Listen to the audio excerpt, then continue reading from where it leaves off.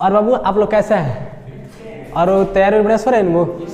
चलो देखिए आप लोग बोर्ड का एग्जाम आ गया है, इसलिए बाबू देखिए बोर्ड के एग्जाम में थेल्स प्रमेय बहुत महत्वपूर्ण होता है, ठीक है वो। इसलिए बाबू इसको आज हम क्या करेंगे, पढ़ेंगे किसको वो, थेल्स प्रमेय। इसको एक और नाम से जाना जाता है वो, जिसका नाम है आधारभूत समानुपातिका प्रमेय के नाम से बाबू जाना जाता है। आधारभूत समानुपातिका प्रमेय के नाम से जाना जाता है। देखिए वो परीक्षा की दृष्टि से बहुत क्या वो महत्वपूर्ण प्रमेय है, इसलिए बाबू इसको जानना क्या है, जरूरी है। अगर बाबू जिस व्यक्ति को थेल्स प्रमेय नहीं आया तो 6.1 बनेगा ही नहीं।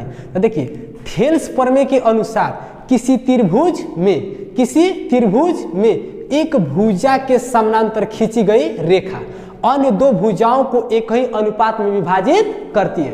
देखो थेल्स प्रमेय क्या है, किसी त्रिभुज में एक भुजा के समानांतर खींची गई रेखा अन्य दो भुजाओं को एक ही अनुपात में विभाजित करती है। देखिए वो कह रहा है क्या, किसी त्रिभुज में, तो सबसे पहले हम क्या बनाएंगे, वो एक त्रिभुज बनाएंगे। तो सबसे पहले हमें ABC एक त्रिभुज बना दिया, बनाएंगे में एक भुजा के समानांतर खींची गई रेखा। तब एक भुजा BC के समानांतर D एक रेखा का किए, खींच दिए। BC के समानांतर D एक रेखा का किए, वो खींच दिए।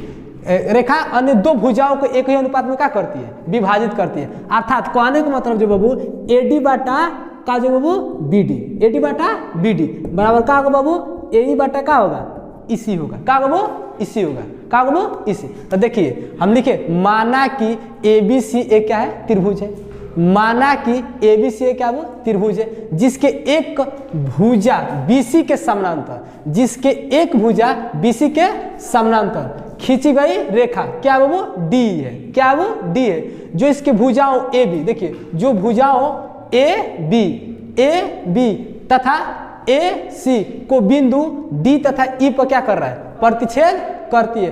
तब हमको क्या करना है, वो सिद्ध करना है। क्या करना है, वो सिद्ध करना है। कौन सी करना है, वो सिद्ध करना है। कौन सी करना है, वो सिद्ध। देखिए AD बाटा बाबू AD बाटा BD बराबर AE बाटा बाबू इसी। ये हमको क्या करना है, वो सिद्ध करना है। क्या करना है, वो सिद्ध करना है। कौन सी बाबू AD बाटा BD बराबर AE बाटा इसी, ठीक है वो। अब देखिए हम इसमें वो रचना कर रहे हैं। कौन सी करें, वो रचना। कौन सी वो रचना। देखिए जो अपने मन से किया जाता है उसी को क्या कहते हैं, वो रचना किया जाता है। देखिए वो सबसे पहले हम क्या किए हैं, देखिए D से एक लंब डाल रहे हैं, D से एक लंब D, इसका नाम क्या कहते हैं, M। देखो DM लंब खींच दे किस पर, AC पर, माने AC पे एक हम लंब D से क्या कर रहे हैं, डाल रहे हैं। इसका नाम क्या, वो DM लंब AC। अब देखिए वो E से एक लंब खींच रहे हैं, किसे, वो E से, इसका नाम क्या दे वो EN। तो EN लंब कौन खींच दे, वो AB, माने AB पर एक लंब खींचे कौन सी, वो EN। बाबू B को किससे मिला दिए, E से, B को बाबू E से, और C को किससे मिला दे, वो D से।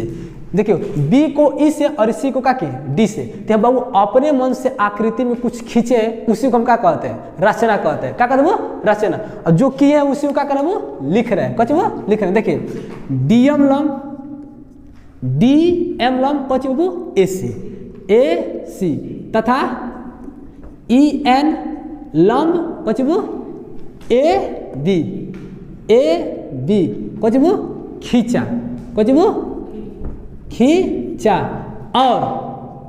और देखिए वो और B को E से तथा C को D से। देखियो B को E से तथा C को D से का के वो मिलाया। कौन वो मिलाया, यानी कि वो B को E से तथा C को D से क्या किए हैं, मिला दिए। अब देखिए वो थेल्स प्रमेय एकदम सिंपल है, कोई दिक्कत, थोड़ा सा दिमाग लगेगा नहीं होती, 1 सेकंड में। देखिए एक साइड से इधर से लेंगे फिर उस साइड से लेंगे, ठीक है। उसके बाद क्या करेंगे, आराम से अनुपात निकाल लेंगे, 1 सेकंड में कहा जाए वो निकल जाएगा। तो देखिए हम लोग कहा सबसे पहले एरिया ऑफ त्रिभुज ADE, कहने का मतलब त्रिभुज ADE का क्षेत्रफल। तो बाबू त्रिभुज का क्षेत्रफल होता है 1/2 गुणे आधार गुणे शीर्ष लंब। त्रिभुज का क्षेत्रफल क्या होता है, वो 1/2 गुणे आधार गुणे शीर्ष लंब। तो देखिए त्रिभुज ADE का क्षेत्रफल क्या हो जाएगा, 1/2 आधार में बाबू। तो ADE में आधार का होगा बाबू AD, क्योंकि लंब यहाँ पर है, लंबा है यहाँ पर, तो ए डी, तो यहाँ पर कहा जाएगा ए डी, और शीर्ष लंब कौन सा हो जाएगा देखिएगा ए डी ई, तो देखिए ए बी पर शीर्ष लंब कौन से खींचे ई एन, तो शीर्ष लंब की लंबाई क्या हो जाएगा ई एन, इसको समीकरण क्या माने वो 1। पुनः एरिया ऑफ त्रिभुज, एरिया ऑफ त्रिभुज देखिए वो हम इसको 1 मिनट के लिए मिटका रहे हैं, मिटका देना इसको, दिखाई दे रहा है ना।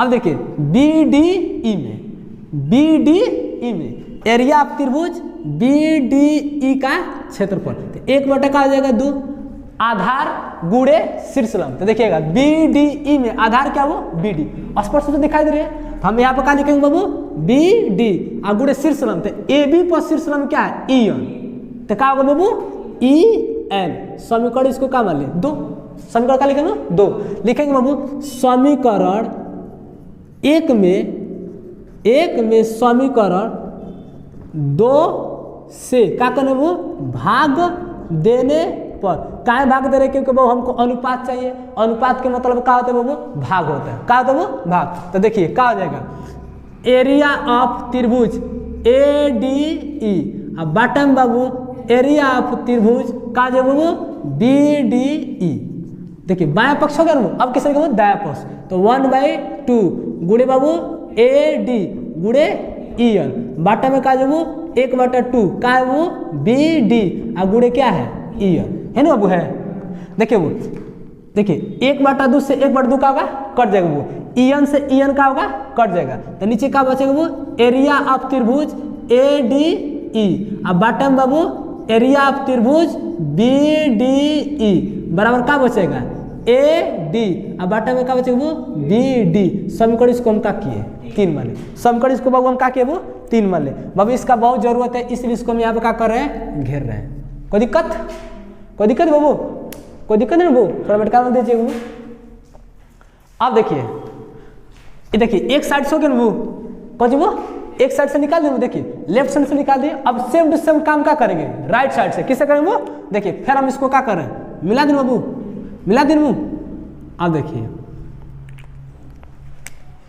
इसको क्या किए मिला दिए, अब क्या लिखेंगे बाबू देखिए, अब देखिए एरिया ऑफ कुछ वो एरिया ऑफ त्रिभुज ए ई डी, देखो लेफ्ट से लिए, अब किससे लेंगे वो तो ए ई डी,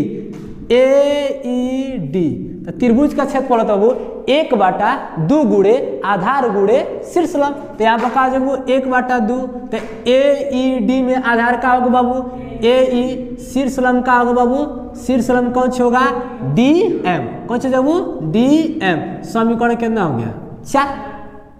पुनः एरिया ऑफ त्रिभुज बाबू इसको मिटका 1 मिनट के लिए, देखिए इसको मिटका रहे समझिएगा आप लोग, देखिएगा सी ई डी में स्पष्ट दिखाई दे रहा है कि नहीं वो सी ई डी में एकदम स्पष्ट दिखाई दे रहा है कि नहीं, सी ई डी का क्षेत्रफल 1/2 गुणे आधार, तो कौन से ई सी, कौन से वो ई सी, और शीर्ष लंब क्या है डी एम, समीकरण इसको क्या मान लिए 5। समीकरण 4 में समीकरण 5 से क्या करेंगे भाग करेंगे, समीकरण 4 में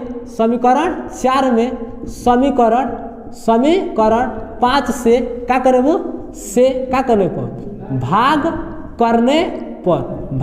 करने पर, फिर समीकरण 4 है एरिया ऑफ त्रिभुज ए ई डी, बाटा में क्या हो जाएगा वो एरिया ऑफ त्रिभुज सी ई डी बराबर कितना हो जाएगा वो 1/2 गुणे ए ई और गुणे बाबू कौन सा हो जाएगा वो डी एम, अब बाटा में क्या जाएगा 1/2 गुणे कौन सा हो जाएगा ई सी और गुणे कौन सा हो जाएगा डी एम, लिख सकते कि नहीं, देखो समीकरण 4 में समीकरण 5 से भाग, तो देखिए बायां पक्ष दायां पक्ष, तो कौन सी एरिया ऑफ त्रिभुज A E D, area of त्रिभुज ए डी लिख दिए वो, भाग का मतलब कौन सी बाटा, एरिया ऑफ त्रिभुज ई सी डी, देखिए इसका मान इतना है इतना, इसका मान इतना लिख दिए बाबू, 1/2 से 1/2 का आ जाएगा कट जाएगा, डीएम से डीएम का होगा कट जाएगा, तो क्या बचेगा बाबू एरिया ऑफ त्रिभुज ए ई डी, बॉटम बाबू एरिया ऑफ त्रिभुज सी ई डी बराबर कितना आ जाएगा बाबू ए ई बॉटम बाबू ई सी, समीकरण इसको हम क्या किए 6 मान ले, समीकरण इसको हम क्या किए वो 6 मान ले। देखो यहाँ पर आप लोग के एक चीज दिखाई दे रहा है, पता है भाई यहाँ तक किसी को दिक्कत है, यहाँ तक बाबू किसी को दिक्कत है, होना भी नहीं चाहिए। अब बताइए यहाँ तक किसी को दिक्कत है? कोई दिक्कत है? वो समीकरण 6 तक ले नहीं ना वो। देखिए आपको एक चीज यहाँ पर ध्यान देना, देखिए चूंकि त्रिभुज देखिए BDE तथा चूंकि त्रिभुज BDE त्रिभुज CED बाबू AE है, थोड़ा सा ध्यान दीजिएगा, AD CED एक ही आधार कौन सी बाबू? DE पर बने दो क्या है? त्रिभुज है। कौन सी वो? दो त्रिभुज है। तो देखिए वो BDE तो D है और CED तो दोनों में कौन सी वो? D। तो एक ही आधार पर बने दो त्रिभुज है। तो देखिए एक ही आधार पर बने दो त्रिभुजों का क्षेत्रफल आपस में क्या होता है? बराबर होता है। एक प्रमेय है कि एक ही आधार पर बने त्रिभुजों का क्षेत्रफल आपस में क्या होगा? बराबर होगा। इसलिए एरिया ऑफ त्रिभुज BDE बराबर क्या हो जाएगा? एरिया ऑफ त्रिभुज CED। यहाँ पर लिख सकते हैं कौन सी वो? एक ही आधार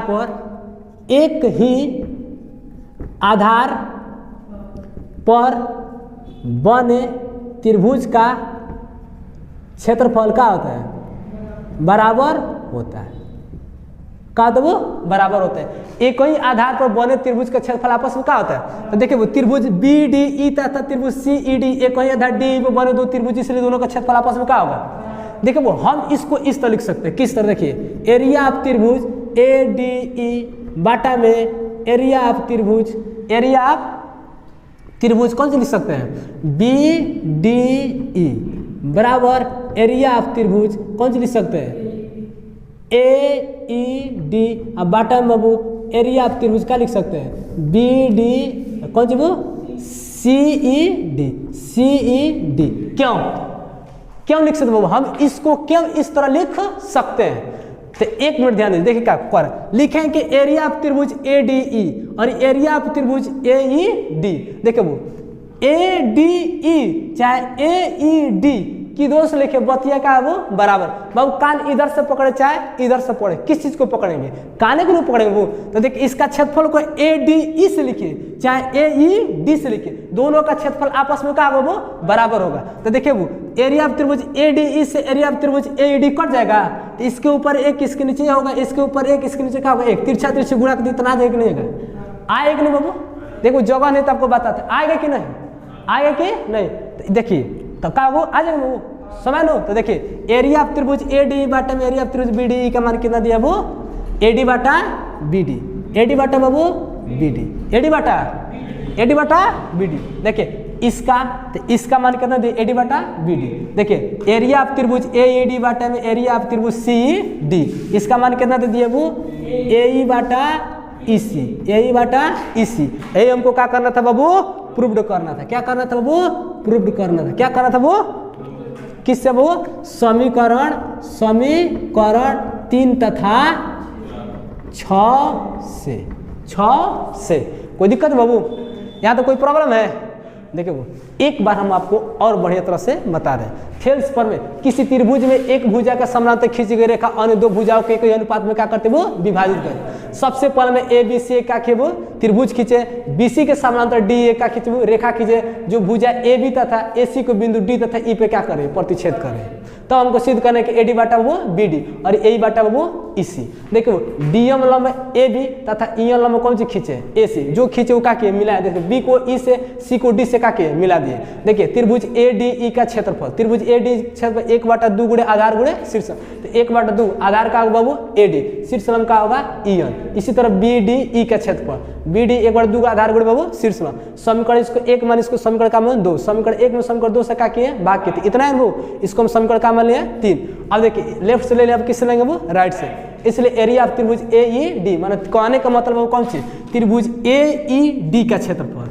AED का क्षेत्रफल बराबर क्या होता है? 1/2 गुणे आधार गुणे शीर्षलंब। तो 1/2 AED में आधार का आग बाबू AE, शीर्षलंब कौन सी है? DM। इसी प्रकार CED में मतलब CED का क्षेत्रफल बराबर 1/2 गुणे आधार गुणे तो आधार EC और शीर्ष में क्या वो DM। समीकरण 4 माने समीकरण इसको क्या मानो 5। समीकरण 4 में समीकरण 5 से क्या करने पर भाग देने पर ये आएगा वो देखो त्रिभुज BDE तथा त्रिभुज CED एक ही आधार DE पर बने क्या है 2 त्रिभुज है। तो एक ही आधार पर बने 2 त्रिभुजों का क्षेत्रफल आपस में क्या होगा वो बराबर होगा।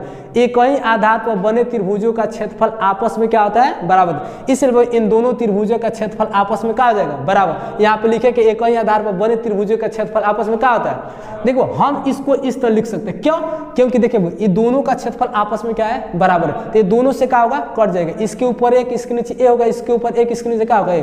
क्रॉस मल्टीप्लाएंगे तो गुणा करेंगे तो दोनों का मान आपस में क्या होगा इतने होगा वो। इसलिए हम इसको इस तरह क्या कर सकते हैं लिख सकते हैं बाबू इसका मान इतना है और इसका मान क्या है इतना है। ये हमको क्या करना था सिद्ध करना। कोई दिक्कत है वो, कोई दिक्कत है वो तो इसको एक बार क्या कर लीजिए स्क्रीनशॉट ले लीजिए।